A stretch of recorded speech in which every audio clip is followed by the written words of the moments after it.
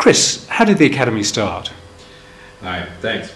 The Academy began actually about 4 years ago, just in terms of beginning discussions with the Rwandan government, but we actually landed in January of 2012, where we built our first computer lab.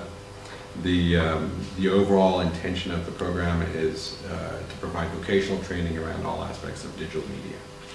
And as part of that process, you're bringing people over from Hollywood to teach here and to help people understand the skills that are required for the industry. Right. The commitment that we made to the Rwandan government was that we would build a training program that was the equal of any program in the world. We began with the infrastructure side, so we've got terrific computers, cameras, gears. We just built a green screen studio. And the flip side of that are the people who are doing the instruction. What we have the advantage of is being well connected in California to both the movie industry and TV industry and lots of other media production outlets.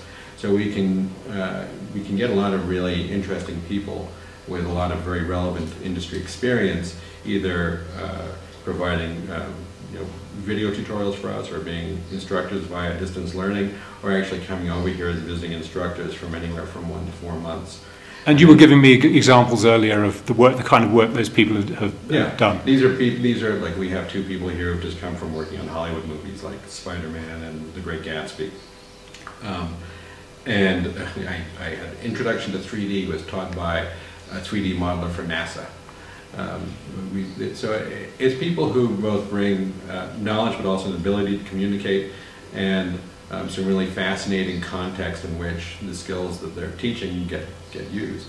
So it's inspirational for the students as well as education. And this is quite unusual because it's a vocational course, and you've had quite a lot of success in placing the students, haven't you? Yeah, my ultimate mandate is to get people employed.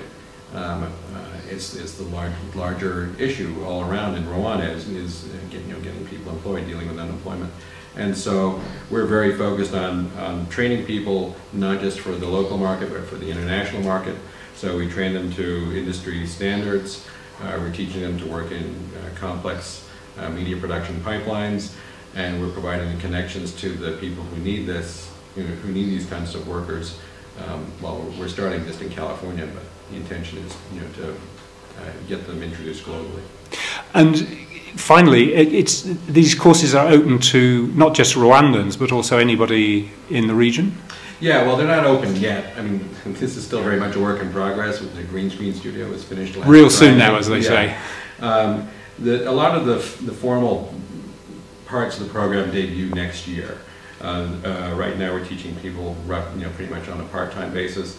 We'll introduce the full-time program probably in January of 2014, and as that sort of settles into place, then we'll be opening the doors wider for anybody anywhere to can come and attend and be a student. In a large sense, I think we're probably looking at a 1 to 3 year arc before we're really a full-blown international program.